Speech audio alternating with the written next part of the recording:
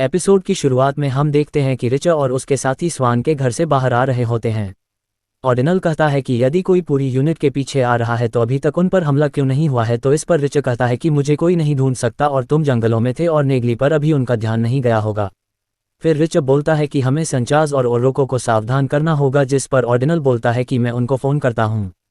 फिर रिचर्ड नेगली से कहता है कि जिस काली कार के बारे में अभी कुछ दिन पहले उसने बताया था वह अभी भी सामने रोड पर खड़ी है, तो नेगली पूछती है कि अब क्या करना है। इस पर रिचर्ड कहता है कि मैं उससे मिलने जाता हूँ। फिर रिचर्ड उस कार की तरफ बढ़ने लगता है। ये देखकर जो शख्स कार में बैठा होता है बोलता है कि यह क्या करने वाला है। फिर रिचर्ड कार के सामने पहुंचकर जोर के एक लात मारता है, जिससे कार का एयरबैग खुल जाता, जिससे गाड़ी में बैठे शख्स की नाक पर चोट लग जाती है और वह कार से बाहर निकलता है और बाहर निकलकर अपने कोट में हाथ डालने लगता है, जिसे देखकर रिचर्ड को लगता है कि वह पिस्टल निकलने वाला है और वह उसको पीट देता है। फिर नेगली आकर उसके कोट में हाथ डालकर देखती है तो उसके अंदर से एनवाईपीडी का पुलिस बैच निकलता है। फिर अगले सीन में हमें दिखाया जाता है कि वे तीनों कार में बैठे होते हैं और बात कर रहे होते हैं कि अब जब रिचर्ड ने पुलिस वाले को पीट दिया है तो वह क्या करें, तो उसे पर नेगली बोलती है कि उन्हें नई कार फर्जी नाम पर लेनी होगी।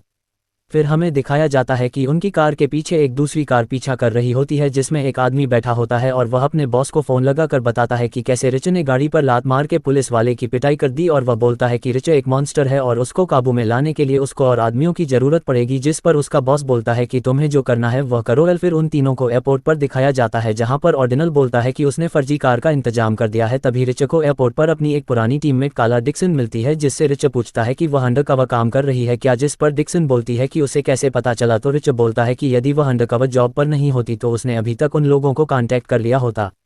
फिर वे चारों लोग गाड़ी में बैठकर अटलांटिक सिटी में संचाज के ऑफिस जा रहे होते हैं, तो रास्ते में रिचर्ड डिक्सन को वह डाटा दिखाता है जो उन्हें पेन ड्राइव से मिला होता है, जिसे देखकर डिक्सन बोलती है कि अभी इस डाटा का कुछ मतलब नहीं बन रहा है। फिर वह संचाज के ऑफिस में पहुंचते हैं, जहां वे देखते हैं कि संचाज का ऑफिस भी उनके होटल रूम की तरह अस्त व्यस्त हो रखा होता है। फिर रिचर्ड की नज़र एक फोटो फ्रेम पर जाती है, जिसमें संचाज एक लड़की के साथ बार में बैठा होता है, जिसे देखकर रिचर्ड बोलता है हमें इस बार में जाना चाहिए और इस लड़की से मिलना चाहिए। फिर वे लोग उस बार में जाते हैं, जहां वह बारटेंडर को उसे लड़की की फ़ोटो दिखाते हैं और बोलते हैं कि हमें इससे मिलना है। तो बारटेंडर बोलता है कि वह अंदर के कमरे में अकाउंटिंग का कुछ काम कर रही है। तो रिचर्ड और नेगली अंदर जाते हैं तो उन पर बार के बाउंसर हमला कर देते हैं। इसी बीच वह लड़की बार में आती है, तो बारटेंडर उसको बोलता है कि वह भाग जाए क्योंकि कुछ लोग उसको पकड़ने आए हैं।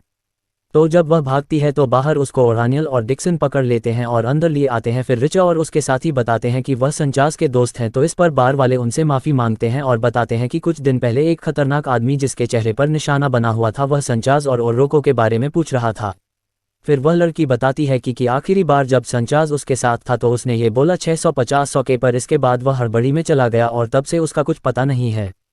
फिर अगले सीन में हमें रिचर्ड और उसके साथी एक कसिनो में दिखाए जाते हैं, जहां एक वेट्रेस के आने पर वह बोलते हैं कि हमें कसिनो के सिक्योरिटी हेड से मिलना है। फिर रिचर्ड और उसके साथियों को कसिनो के सिक्योरिटी हेड के साथ दिखाया जाता है, जहां सिक्योरिटी हेड बोलता है कि संचाज और ओरोको उनके लिए बैकग्राउंड चेकिंग का काम करते थे और वे अपने पुराने टीममेट्स के बारे में काफ़ी बताया करते थे। फिर रिचर्ड बोलता है कि हमें लगता है कि संचाज और ओरोको का खून हो गया है, जिस पर सिक्योरिटी हेड काफ़ी शॉक्ड हो जाता है और बताता है कि वह उनसे पिछले महीने ही मिला था।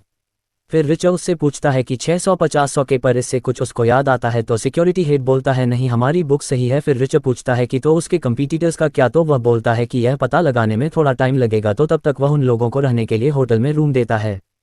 फिर हमें दिखाया जाता है कि वे चारों लोग बैठकर बियर पीते हुए आपस में बात कर रहे होते हैं कि यूनिट को छोड़ने के बाद उन लोगों ने क्या क्या किया। रात में जब रिचर्ड को नींद नहीं आ रही होती तो वह कसिनो में जाता है, जहां वह डिक्सन को देखाता है। फिर वह डिक्सन के साथ बाहर टहलने के लिए निकलता है, तो थोड़ा टहलने के बाद डिक्सन बताती है कि दो आदमी उनका पीछा कर रहे हैं, जिस पर रिचर्ड पूछता है कि उसको कब पता चला। तो वह बोलती है कि जब वे कसिनो से निकल रहे थे तो वे दोनों साथ में निकल रहे थे। डिक्सन को लगता है कि वे दोनों आदमी उन दोनों को लूटना चाहते हैं, जिस पर रिचर्ड कहता है कि नहीं, ऐसा नहीं है। वह सामने वाली कार को दिखाता है और कहता है कि उसमें भी उनका साथी बैठा हुआ है। फिर वह दोनों भागकर एक कंस्ट्रक्शन साइट में घुस जाते हैं और वह तीनों आदमी भी उनके पीछे वहां आते हैं। फिर कंस्ट्रक्शन साइट में रिचर्ड, डिक्सन और उन तीनों आदमियों के बीच में लड़ाई होती है, जिसमें रिचर्ड और डिक्सन मिलकर उन तीनों आदमियों को मार देते हैं। फिर रिचर्ड उस आदमी की कार में जाता है, जहां उसे एक फ़ोन मिलता है और वह उस पर आखिरी नंबर पर कॉल करता है, जिस पर कॉल कलेक्ट होने पर दूसरी साइड से एक आदमी बोलता है कि काम हो गया। तो रिचर्ड बोलता है कि हाँ हो गया, लेकिन जिस तरह से उसने सोचा था वैसे नहीं हुआ है। जिस पर वह आदमी कहता है कि रिचर्ड तुम गलत आदमी से पंगे ले रहे हो। तो रिचर्ड कहता है कि तुम डरे हुए क्यों हो। फिर वह आदमी फ़ोन काट देता है। फिर रिचर्ड, डिक्सन होटल वापस आ जाते हैं।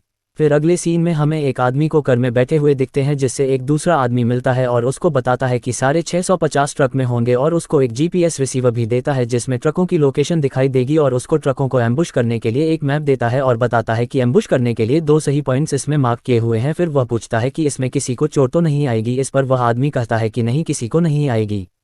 फिर हमें दिखाया जाता है कि होटल में सिक्योरिटी हेड आकर बताता है कि संचाज और ओर्रोको की डेड बॉडी फ्रांस की बॉडी से कुछ दूर पर न्यूयॉर्क में मिली है। फिर वह रिच को उनकी रिपोर्ट दिखता है जिसे देखकर रिच बोलता है कि हमें और गन्स की ज़रूरत पड़ेगी और यहीं पर एपिसोड खत्म हो जाता है।